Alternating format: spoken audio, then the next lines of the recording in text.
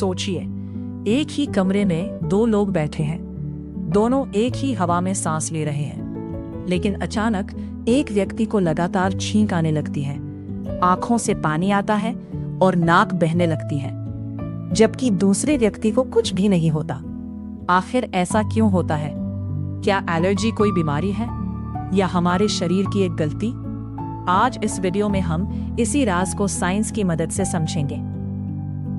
सबसे पहले जानते हैं कि एलर्जी होती क्या है। एलर्जी कोई वायरस या बैक्टीरिया से होने वाली बीमारी नहीं है। ये हमारे इम्यून सिस्टम यानी शरीर की सिक्योरिटी सिस्टम की एक ओवर रिएक्शन होती है। इम्यून सिस्टम का काम होता है हमें खतरनाक जर्म्स से बचाना, लेकिन कभी कभी ये बिल्कुल नुकसान ना पहुंचाने वाली चीजों को भी दुश्मन समझ लेता है। इसी को एलर्जी कहते हैं। अब समझते हैं कि एलर्जी शुरू कैसे होती है। मान लीजिए किसी व्यक्ति ने पहली बार पीनट खाया या फूलों के पॉलन के कांटेक्ट में आया। पहली बार अक्सर कोई सिम्टम नहीं दिखता, लेकिन इम्यून सिस्टम उस चीज को गलती से दुश्मन मान लेता है और उसके खिलाफ एंटीबॉडीज बना देता है। अब जब वही चीज दोबारा शरीर में आती है तो इम्यून सिस्टम तुरंत अटैक शुरू कर देता है। लेकिन शरीर के अंदर होता क्या है? इस रिएक्शन के दौरान कुछ स्पेशल सेल्स, जिन्हें मास्ट सेल्स कहा जाता है, हिस्टामिन नाम का केमिकल रिलीज करती हैं।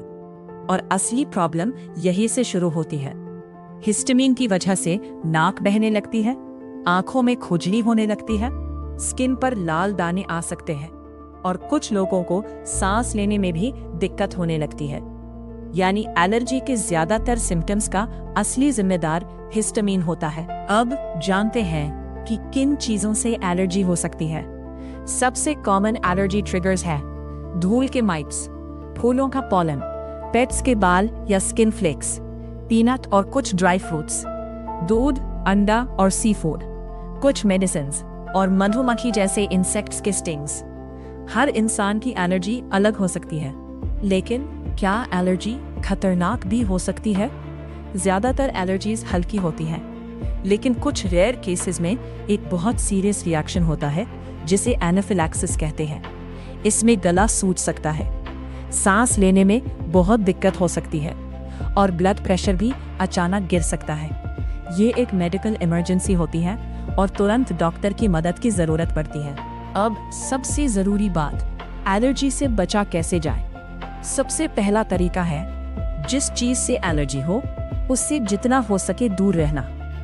डॉक्टर जरूरत के हिसाब से एंटीहिस्टामिन मेडिसिन्स या दूसरा ट्रीटमेंट दे सकते हैं। कुछ लोगों में एलर्जी इम्यूनोथेरेपी भी की जाती है, जिससे शरीर धीरे धीरे उस एलर्जी को टॉलरेट करना सीख सकता है। कभी भी बिना डॉक्टर की सलाह के मेडिसिन शुरू या बंद ना करें। तो चलिए अब पूरी बात को एक लाइन में समझते हैं।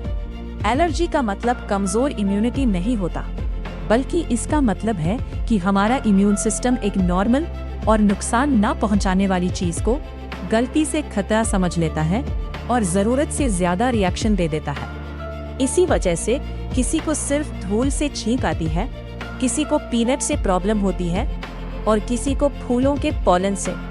अगर आपको साइंस के ऐसे ही इंटरेस्टिंग टॉपिक्स पसंद हैं, तो वीडियो को लाइक करें, शेयर करें और चैनल को सब्सक्राइब करना ना भूलें। मिलते हैं अगली वीडियो में एक और अमेजिंग साइंटिफिक मिस्ट्री के साथ।